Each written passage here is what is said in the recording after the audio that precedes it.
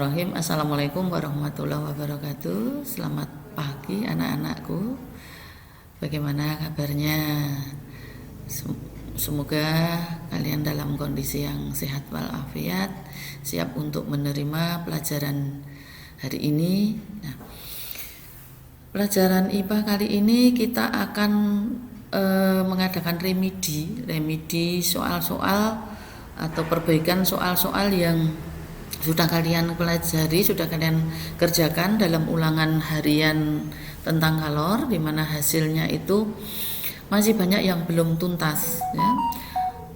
Yang tuntas baru sekitar 65%, maka pada kesempatan ini kita akan membahas soal-soal tersebut ya.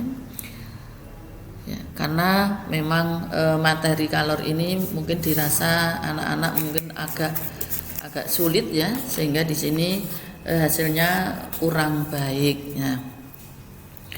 Masih dengan KD yang sama, yaitu tentang menganalisis konsep suhu, pemuaian kalor, perpindahan kalor, dan penerapannya dalam kehidupan sehari-hari, termasuk mekanisme menjaga kestabilan suhu tubuh pada manusia dan hewan.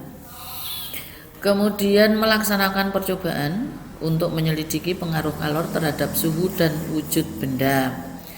Sedangkan tujuan pembelajaran adalah ini siswa dapat menjelaskan definisi kalor, yang kedua menyebutkan satuan kalor, yang ketiga siswa dapat menentukan besarnya kalor yang diperlukan untuk menaikkan atau menurunkan suhu suatu benda, dan yang keempat siswa dapat menentukan besarnya kalor yang diperlukan untuk mengubah wujud zat.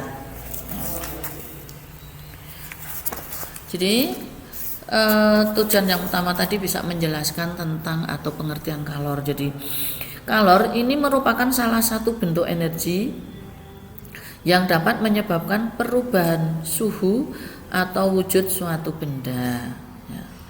Atau dengan kata lain, salah satu bentuk energi yang berpindah dari benda yang bersuhu tinggi ke benda yang bersuhu lebih rendah. Terjadinya kalor karena perbedaan suhu ya. Jika dua benda yang berbeda suhunya dihubungkan atau dicampur, maka kalornya akan mengalir dari benda yang bersuhu tinggi ke benda yang bersuhu rendah. Nah, dan kita tahu bersama bahwa satuan kalor atau satuan kalor setara dengan satuan energi, yaitu Joule, yang dinotasikan dengan huruf J. Nah, kalian sudah tahu definisi pengertian dari kalor, maka ya, kita lihat di sini soal yang pertama. Kelompok benda manakah yang termasuk isolator? Ya, anak-anak masih ingat apa itu isolator? Isolator adalah zat atau bahan yang dapat menghantarkan kalor dengan buruk. Ya. Contohnya adalah di sini adalah kayu, plastik, ballpoint, kaca. Ini termasuk bahan isolator. Ya. Jadi jawabnya adalah A.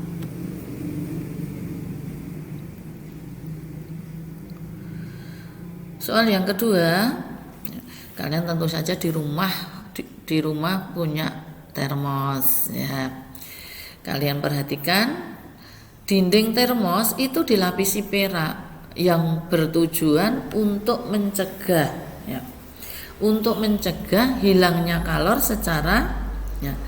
Jadi secara radiasi, jawabannya adalah C. Jadi setiap termos ini memiliki bagian lapisan isolator, jadi untuk mencegah hilangnya panas secara konduksi ya. Kemudian juga ada ruang hampa untuk mencegah hilangnya kalor secara konduksi maupun konveksi ya. Soal yang berikutnya ya. Termoregulasi ya, ini merupakan mekanisme yang terjadi pada makhluk hidup ya. Jadi makhluk hidup khususnya adalah manusia dan hewan itu melakukan suatu mekanisme di dalam tubuhnya yang berupa atau yang dinamakan dengan termoregulasi, yang tujuannya adalah untuk mempertahankan suhu normal tubuh ya. Suhu normal tubuh manusia ini kisarannya adalah 36 derajat C ya. Padahal pada saat tertentu kita berada di lingkungan yang dingin. Suatu saat kita berada di lingkungan yang panas, atau pada saat kita habis olahraga tubuh kita akan terasa panas. Lah, usaha untuk menurunkan atau usaha untuk menormalkan, mempertahankan suhu normal tubuh inilah yang dinamakan termoregulasi. Dan ini juga terjadi pada hewan, tidak hanya pada manusia. Nah, contohnya hewan-hewan yang berada di kutub ya, itu bagaimana termoregulasinya, yaitu dengan meningkatkan aktivitas di dalam tubuh, meningkatkan metabolisme yang ada di dalam tubuhnya, sehingga bisa mempertahankan, menormalkan suhu tubuhnya ya.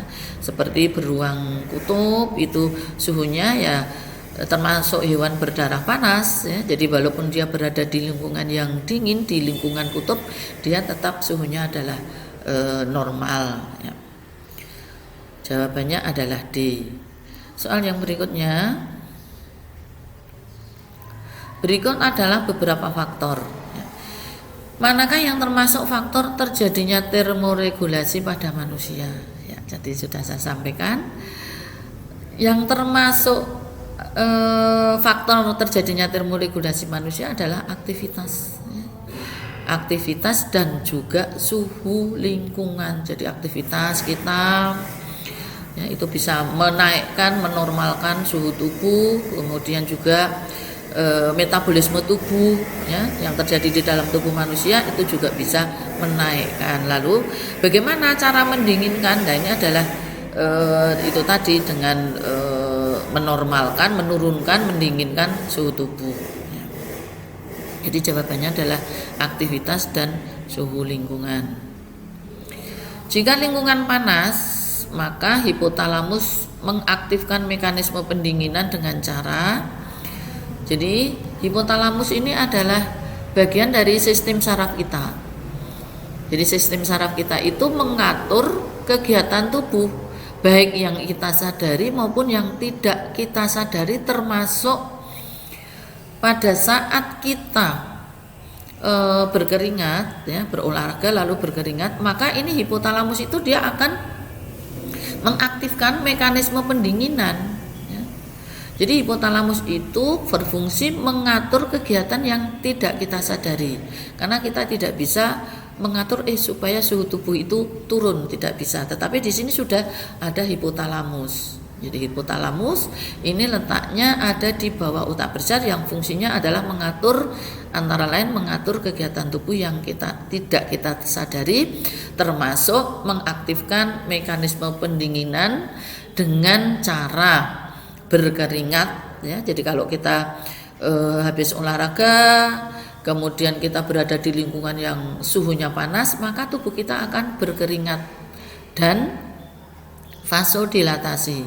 Jadi vasodilatasi itu adalah pelebaran pembuluh darah yang ada di permukaan kulit.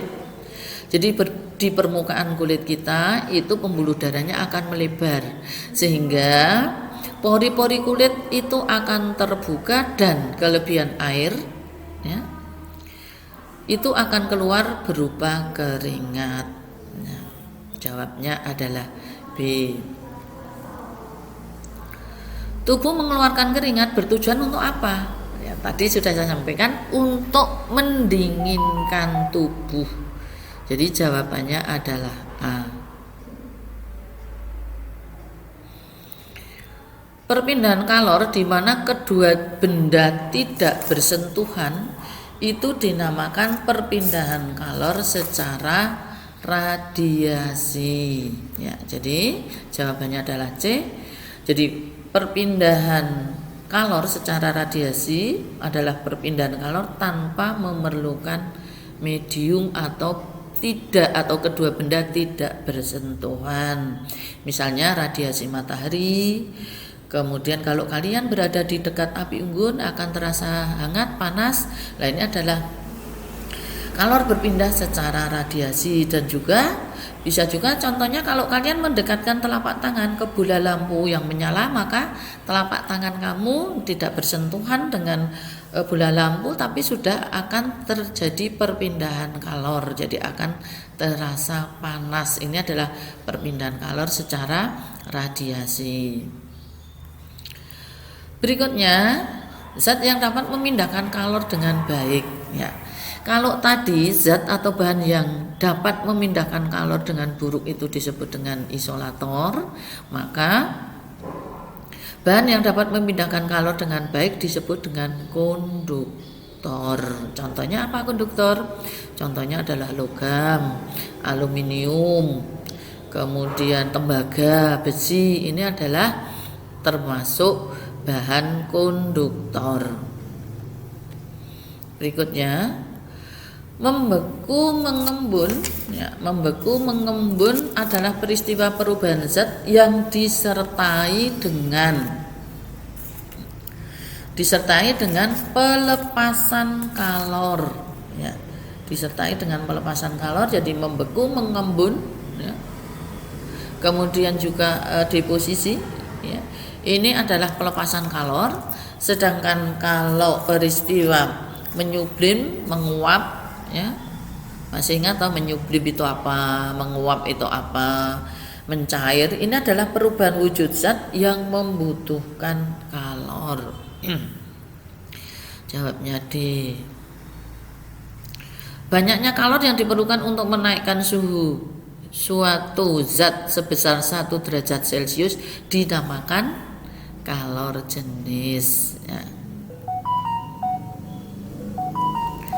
Perpindahan panas melalui penghantar tanpa disertai partikel-partikel zat merupakan perpindahan panas secara konduksi. Jawabannya adalah A. Jadi konduksi adalah merupakan perpindahan panas melalui bahan tanpa disertai perpindahan partikel bahan tersebut. Ya, contohnya saat kalian menyetrika ya pakaian, setrika yang panas bersentuhan dengan kain yang kamu setrika, sehingga di sini kalor berpindah dari setrika ke kain, ya, tanpa disertai perpindahan partikel zatnya. Ini dinamakan konduksi. Soal berikutnya, bila kita memegang salah satu ujung logam dan ujung logam yang lain dipanaskan, tidak lama kemudian tangan kita akan terasa panas. Hal ini karena apa? Karena panas dari ujung logam tersebut diteruskan oleh partikel logam sampai ujung logam yang lain. Nah, jawabannya adalah A. Soal berikutnya, perpindahan kalor secara konduksi terjadi jika partikel-partikel zat perantara tidak berpindah tempat. Ya.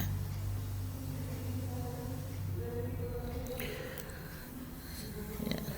Berikutnya, ketika air direbus dalam panci, seluruh bagian air akan menjadi panas. Hal ini menunjukkan perpindahan kalor dalam air secara konveksi. Ya, jadi pengertian perpindahan kalor secara konveksi adalah perpindahan kalor dari satu tempat ke tempat lain bersama dengan gerak partikel-partikel bendanya. Contohnya adalah ketika air direbus dalam panci, maka air yang paling dekat dengan sumber api itu akan menerima kalor terlebih dahulu, sehingga nanti air yang berada di atas akan turun, ya. Terus air yang paling bawah tadi akan naik, sehingga nanti air yang ada di dalam panci itu akan menerima kalor sama rata, sehingga memiliki suhu yang sama kalau pada saat sudah mendidih. Ini adalah perpindahan kalor secara konveksi. Nah, perpindahan kalor secara konveksi ini dapat kita temukan pada arus ya di pantai ya. Jadi angin laut dan angin darat ya. Jadi arus konveksi dapat kita temui di pantai berupa angin laut dan angin darat. Contoh yang lainnya untuk perpindahan kalor secara konveksi adalah elemen pemanas pada oven maupun pada pemanggang roti dan juga pada magic jar ya. Nah, soal berikutnya ini adalah penerapan persamaan ya. Persamaan Hi sama dengan M kali C kali delta T. Jadi kalor yang dibutuhkan ya, untuk menaikkan atau proses dari P Hi ke R ya, jadi menggunakan persamaan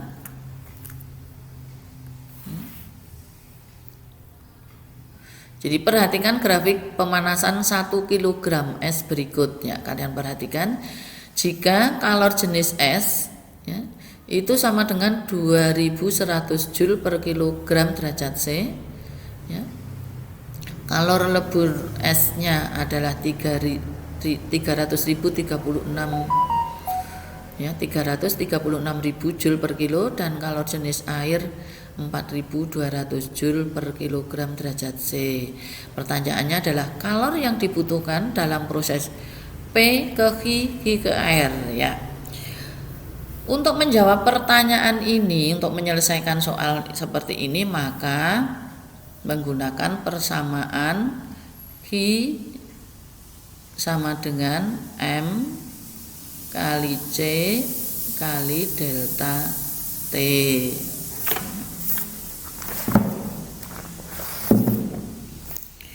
Hi ya, kalian masih ingat Hi sama dengan M kali C kali delta T.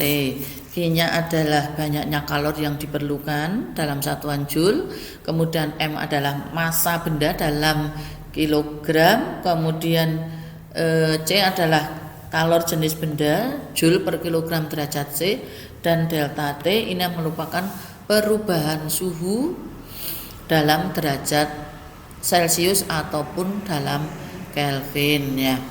Yang diketahui apa saja? Jadi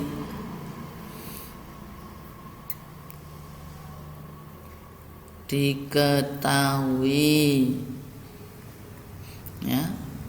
Jadi M sama dengan 1 kilogram masanya, kemudian C-nya sama dengan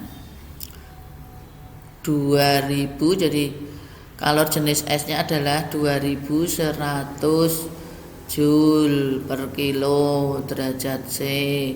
Kemudian suhunya delta T-nya adalah 5 derajat C.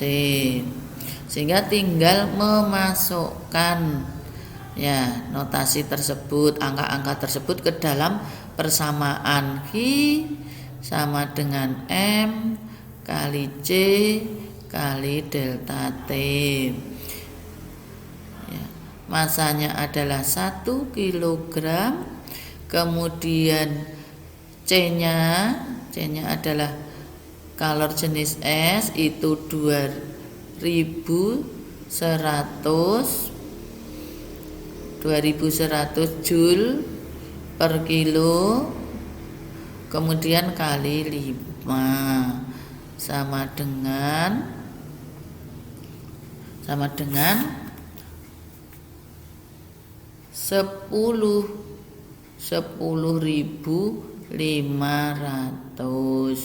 Ini adalah Joule. Karena ini hilang, ini juga hilang ya. Nah, ini baru menjawab pertanyaan P Hi ya. Jadi Hi P Hi itu adalah ini 10.500. Lah untuk yang QR Jadi kalor yang dibutuhkan untuk sampai Q ke R ya, ini adalah massa kali kalor lebur, karena itu adalah S-nya melebur, kalor lebur. Massanya 1 kg, kalor leburnya berapa? 336.000 Joule ya, Joule per kilo ya, sama dengan berapa? 336.000 kilogramnya hilang ya, Joule. Sehingga Q P Q sampai R ya, itu sama dengan 10.500 ditambah 336.000 Joule sama dengan 346.500 Joule. Ya. Di sini maaf ya, jawabannya itu ini salah ketik. Ini harusnya 346.500 Joule. Ya, ini salah ketik, maaf. Jadi jawabannya adalah D. Jelas anak-anak? Ya, kita lanjutkan. Mungkin ini juga masih menghitung kalor yang diperlukan.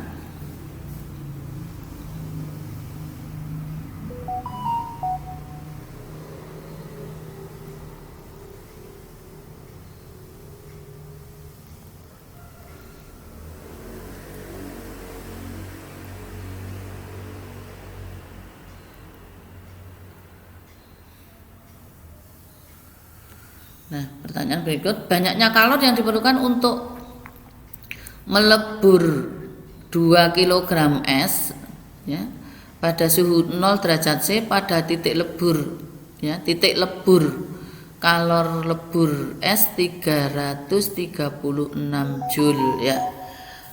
Jawabnya adalah,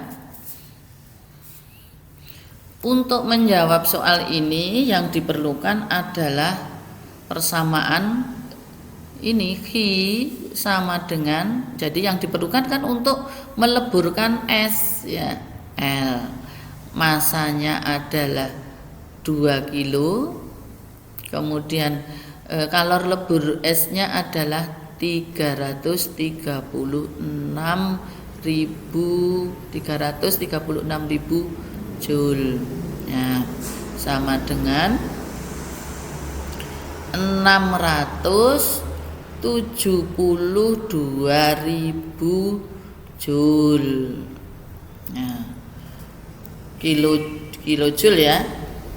Ya, jadi Joule, maka kalau ini 600.072.000 Joule, maka kalau dijadikan kilojoule maka 672 kilojoule. Jadi jawabnya adalah A. Jadi jawabnya A. Jadi jawabnya adalah A, ini jawabnya. Ya, soal yang berikutnya.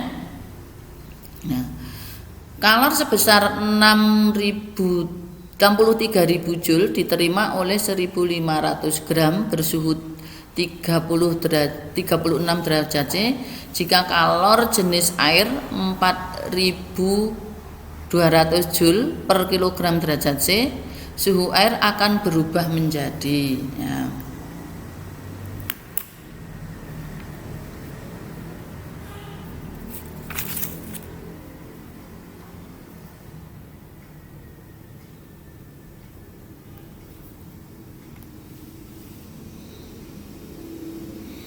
Ya, jadi di sini kita akan mencari suhu air ya. Jadi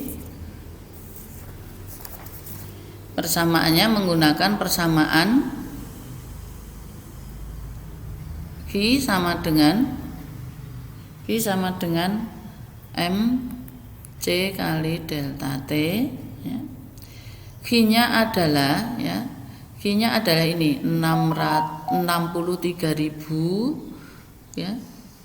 Kemudian masanya adalah 1.500 gram atau 1,5 kilo. Kemudian C-nya adalah 4.200. Kemudian delta T, ya. Untuk mencari ini maka diperlukan, ya, persamaan diubah, ya. Jadi 63.000 jadi Q, ya, jadi Q sama dengan M kali C kali delta T. Q-nya sudah diketahui, M-nya diketahui, C-nya juga diketahui, maka delta T sama dengan Q per M kali C.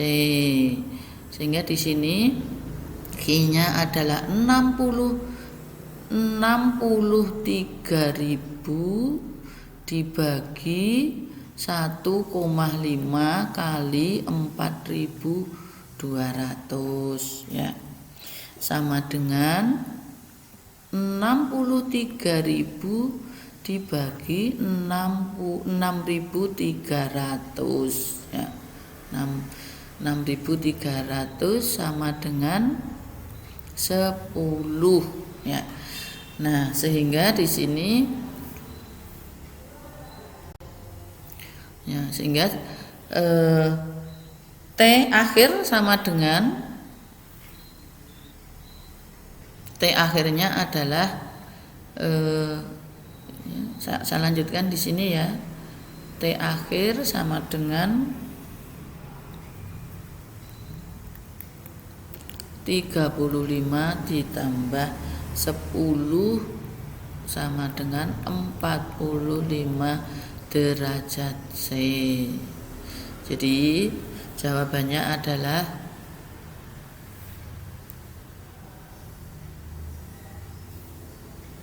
Jawabannya adalah 45 derajat C. Nah, soal yang berikutnya, besarnya kalor yang diperlukan untuk mengubah 5 kg air dari 0 derajat C ke 10 derajat C jika diketahui kalor jenis air 4.200 Joule per kilogram derajat C.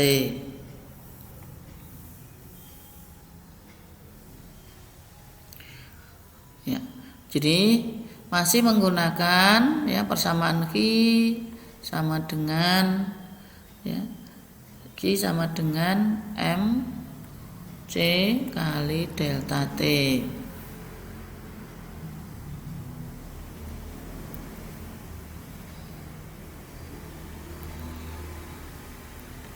Nah, saya tulis di sini aja, ya.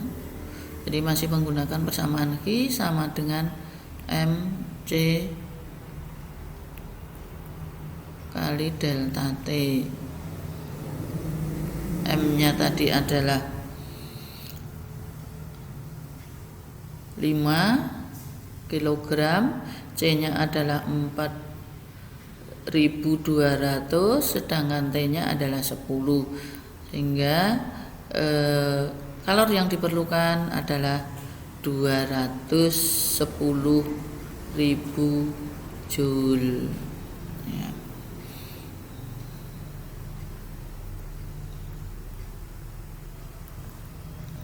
Ya, jawabnya adalah B, ya, jadi jawabannya adalah B.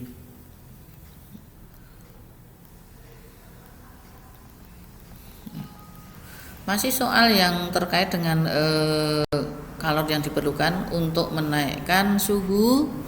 Perhatikan grafik berikut, ya. Besarnya kalor yang diperlukan untuk mengubah 500 gram es pada proses A sampai ke proses C jika kalor jenis air adalah 2100 Joule per kilogram dan kalor lebur esnya adalah 336.000 Joule per kilogram ya. Nah, di sini yang diketahui adalah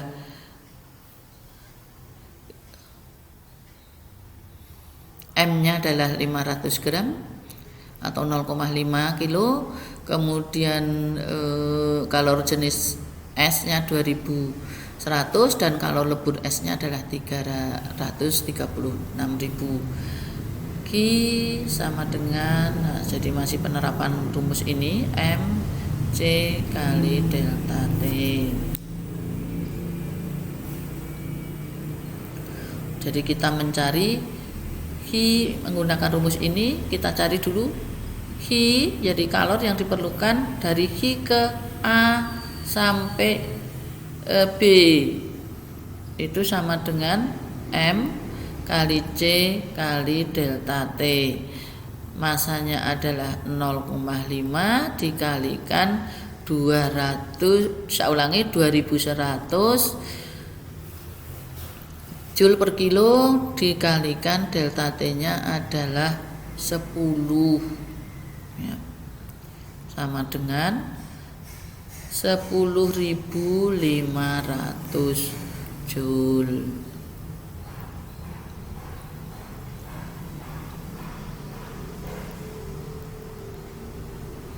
Ini baru QAB. Kemudian yang berikutnya adalah kalor yang diperlukan QBC. Itu sama dengan massa kali kalor lebur. 0,5 kali 336.000 Joule. Ini tidak memerlukan suhu sehingga tidak ada delta T-nya, sehingga hasilnya adalah 168.000 Joule. Terus sekarang kita cari Q A sampai C. Jadi kalor yang diperlukan untuk melebur dari S dari A sampai ke C, berarti kita jumlahkan 10.500 Joule ditambah dengan 168.000 Joule sama dengan 178.500 ya, jadi 178.500 Joule. Ya, kita lihat jawabannya adalah di 178.500 ya. Soal yang terakhir, perpindahan panas yang terjadi ketika kadal berdiri di atas batu yang panas ya, merupakan mekanisme perpindahan kalor secara konduksi ya. Nah, itulah pembahasan soal ya, yang sudah kalian perhatikan tadi anak-anak, bagaimana menyelesaikan soal menghitung kalor yang diperlukan ya, dengan benar, sehingga nanti kalau menemukan soal atau ketemu dengan soal yang terkait dengan kalor yang diperlukan, kemudian perpindahan kalor, itu kalian sudah bisa menjawab dengan benar. Kalau kalian belum paham, kalian bisa bertanya dengan Bu Guru, bisa melalui WA group ya, ataupun bisa juga japri ya. Demikian anak-anak yang bisa saya sampaikan untuk pembahasan soal kalor kali ini. Semoga bermanfaat dan Moga-moga apa yang kita pelajari ini ada manfaatnya, dan apabila ada yang kurang ya saya mohon maaf dan saya akhiri. Wassalamualaikum warahmatullahi wabarakatuh.